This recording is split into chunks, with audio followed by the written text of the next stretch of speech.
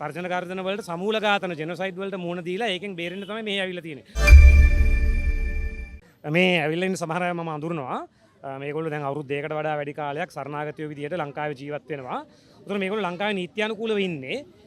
ලංකාවේ ආණ්ඩුවයි එක්සත් ජාතීන්ගේ සංවිධානයේ මේ සරණාගතයන් පිළිබඳව මහා කොමසාරිස් UNHCR එක හයි කමිෂන් ෆර් රෙෆියුජීස් අතර එකඟතා කිවිසුමක් තියෙනවා මේ වගේ අයට ලංකාවේ ඉන්න දෙනවයි කියලා. උතන මේගොල්ලෝ අවුරුදු දෙකක් විතර ඉන්නේ ඒ එකඟතාවයේ මත. උතන පොලිසියේ ආණ්ඩුවේ අනුදැනුම මත නීත්‍යානුකූලව තමයි මේගොල්ලෝ මෙහි ජීවත් වෙන්නේ.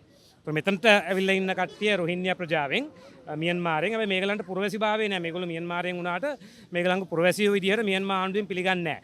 උතන මේගොල්ලෝ මේ විවිධ තාදන පීඩන වලට තර්ජන ගර්ජන වලට සමූල ඝාතන ජෙනොසයිඩ් වලට මුහුණ දීලා ඒකෙන් බේරෙන්න තමයි මේ ඇවිල්ලා තියෙන්නේ. උතන එක ප්ලකාඩ් එකක් තියෙනවා මේගොල්ලෝ මූදේ අතරමං වෙලා ඉදි ලංකාවේ නාවික හමුදාවෙන් තමයි ගලවගත්තේ කියලා.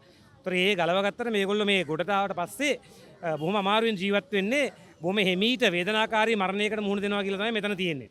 මොකද මේගලන්ට කෙටි කාලීනව අවශ්‍ය වෙන ආහාර, නිවාස, ළමයින්ට අධ්‍යාපනය වගේ දේවල් මේගලන්ට හරියට ලැබෙන්නේ නැහැ.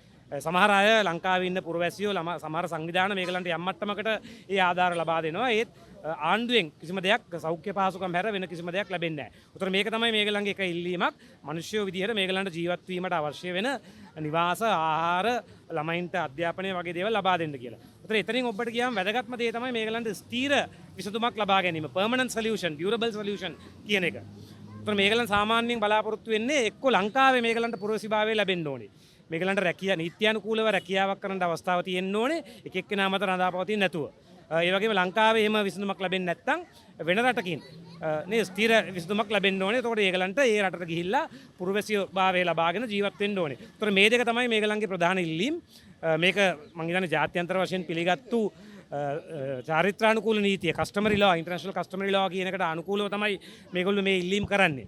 විශේෂයෙන්ම මානව හිමිකම් පිළිබඳව විශ්ව ප්‍රකාශය universal declaration of human rights එකේ 14 වෙනි වගන්තියේ තියෙනවා ඕනම කෙනෙක්ට මේ සරණාගතභාවයේ ඉල්ලන්න අයිතියක් තියෙනවා කියලා. ඒතර ඒ සම්බන්ධයෙන් ඉල්ලීම් කරන්න බොහොම කාරුණික ඉල්ලීම් කරන්න තමයි මේගොල්ලෝ මෙතනට අද ඇවිල්ලා තියෙන්නේ. ඉතින් ලංකාවේ පුරවැසියෝ විදියට මම හිතන්නේ මේකලන්ට සහයෝගය දක්වන්න තමයි මමයි තව කීප දෙනෙක් මෙතනට ඇවිල්ලා ඉන්නේ. මම හිතන්නේ මේ මාධ්‍යවේදීන් විදියට ඕගොල්ලෝ ඇවිල්ලා මේකට ආවරණයක් ලබා දීමත් ලංකාවේ මාධ්‍යවේදීන් විදියට හුඟක් වැදගත්. මම හිතන්නේ ඒගොල්ලෝ බලාපොරොත්තු වෙනවා ඕගොල්ලන්ගෙන් ඒ සහයෝගය.